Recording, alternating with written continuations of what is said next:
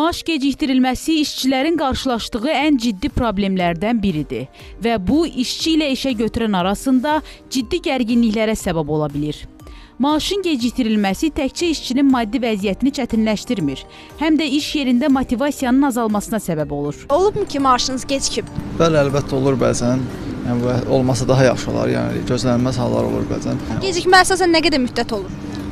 Yəni, olur da, yəni 15 gün falan olur. Əlbəttə ki. Nə qədər müddət olub? Belə deyim də, uzağı bir 15 gün, 20 gün. Eşitdiyim olub, bəli, xəbərim olub. Harasa məsələn bir həftəyə yaxın gecikmələr olub. Yəni bu hər ay təkrarlanmır. Müəyyən müddət olur, amma hər ay təkrarlanmır. İşçinin maaşı gecikdirildikdə müəssisələr hansı hüquqi və maliyyə məsuliyyəti daşıyır? İnsan resursları üzrə mütəxəssis Nüsrət Xəlilov deyir ki, əmək haqqının gecikdirilməsi problemi daha çox biznes qurmağa başlayan sahibkarlıq subyektlərində, xüsusilə kiçik və orta bizneslərdə müşahidə olunur. Onun sözlərinə görə, işə götürənlər bəzən şirkət daxili maliyyə problemləri, müştəri ödəmələrinin gecikməsi və ya digər səbəblərdən maaşları vaxtında ödəyə bilmirlər.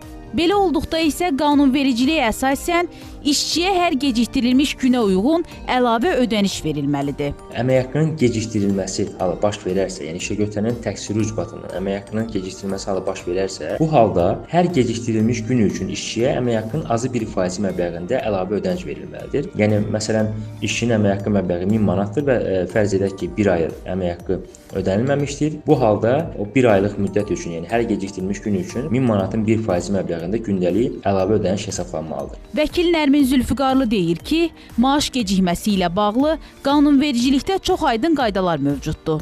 İşə götürənlər əmək müqaviləsində göstərilən tarixdə işçiyə maaş ödəməli və bu öhdəliklərini yerinə yetirməlidir.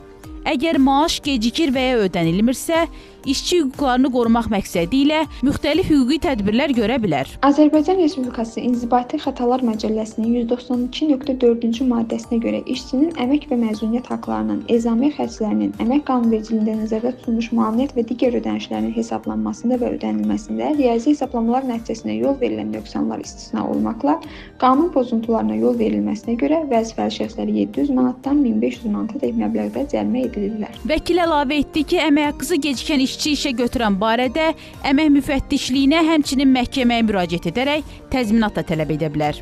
Firuzə Məlikzadə, Aydın Bayramov, İlham Əkələyeva, Xəbər Ertəsi.